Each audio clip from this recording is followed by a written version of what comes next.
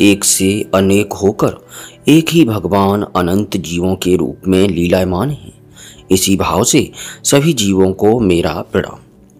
प्यारे साधकों, कल्याण मासिक पत्रिका के मार्च 2021 के अंक में एक बड़ा ही सुंदर प्रसंग प्रकाशित हुआ, नाम की अलौकिक शक्ति के बारे में। बड़ी ही सुंदर कथा है, इस वीडियो को आप पूरा अवश्य देखें।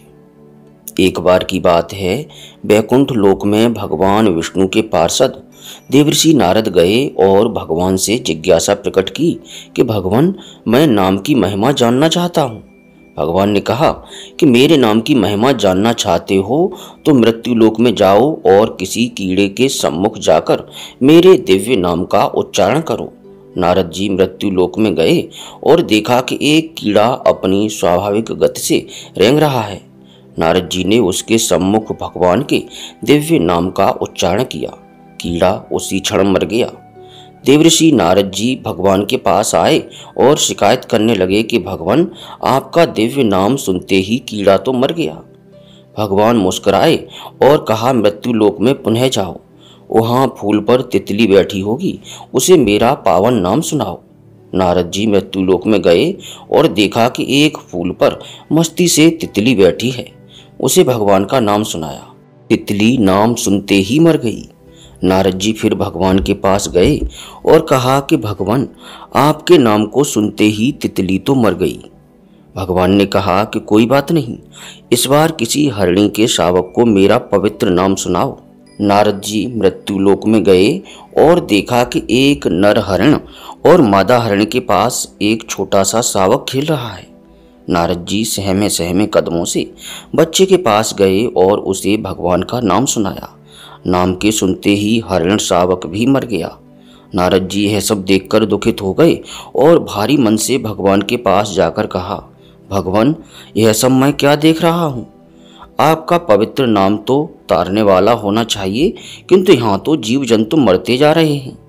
भगवान ने आश्वासन दिया कि डरने की कोई बात नहीं, एक बार मृत्यु लोक में फिर से जाओ और किसी नवजात गाय के बछड़े को मेरा नाम सुनाओ। नारद जी न चाहते हुए भी भगवान के बार बार कहने पर मृत्यु लोक में आए और देखा कि गाय के पास एक नवजात बछड़ा पूंछ उठाकर पूरे उल्लास से दुग्धपान कर रहा है। नारद जी डरे डरे से बछड़े के पास गए और भगवान नाम का उच्चारण किया। गाय के बछड़े की भी वही गति हुई और वह तत्क्षण मर गया। नारद जी दौड़े दौड़े भगवान के पास आए और कहा कि भगवान, बंद कीजिए अपना यह नाटक, मुझे नाम की महिमा नहीं जाननी है। आपका नामोच्चारण तो जीवों को मार रहा है, मेरी और परीक्षा मत लो। भगवान ने कहा, शांत हो जाओ ऋषवर, एक बार मेरे कहने से मृत्यु लोक में फिर जाओ और इस बार जीव जंतुओं पर नहीं, मनुष्यों पर ही मेरे नाम का प्रभाव देखो। काशी नरेश के यहाँ एक पुत्र हुआ है, उसके कान में मेरा अलौकिक नाम सुनाओ। नारद जी बोले, भगवान, आप मुझे कहाँ भेज रहे हैं? मैं बदनाम हो जाऊंगा, मुझे लोग हत्यारा कहेंगे। भगवान के आदेश से उनके बार बार विश्वास दिलाने पर नारद जी काशी नरेश के यहाँ गए।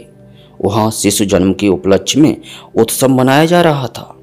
राजा को जब पता लगा कि वैकुंठ लोक से देवर्षि नारद आए हैं तो उन्होंने उनका खूब स्वागत सत्कार किया और कहा कि आप नवजात शिशु को आशीर्वाद दीजिए। नारद जी के पैर आगे नहीं बढ़ रहे थे। भय से व्याकुल वे शिशु के समीप गए और उसके कान में दिव्य भगवान नाम का उच्चारण किया। नारद जी ने जैसे ही नाम सुनाया, शिशु ने बोलकर नारद जी को प्रणाम किया। नारद जी अत्यंत आश्चर्यचकित एवं गदगद होकर बोले कि बालक, तुम कौन सी शक्ति से बोल रहे हो? उसने कहा, हे महर्षि, क्या आपने प्रभु के दिव्य नाम की महिमा एवं शक्ति नहीं पहचानी है? मैं ही वह कीड़ा, तितली, हरिण शावक, गाय का बछड़ा हूँ। प्रभु नाम से मैं सहज ही प्राण त्यागता रहा तथा आज मनुष्य जन्म में आया हूँ। नारद जी के सब संशय दूर हो गए, उन्हें नाम की अलौकिक शक्ति का ज्ञान हो गया। प्यारे प्रभु प्रेमियों, हम जैसे जीवों के लिए भगवान नाम की महिमा कल्पनातीत है, परंतु जो कोई भी भगवान नाम का आश्रय ले लेता है वह इस भवसागर से निश्चित ही तर जाता है। यह प्रसंग कैसा लगा इसके बारे में कमेंट अवश्य करें और अधिक से अधिक दूसरे भक्तों, संतों, साधकों के साथ शेयर भी करें। अब प्रेम से बोलिए, हरे कृष्ण कृष्ण कृष्ण हरे हरे, हरे राम राम राम हरे हरे।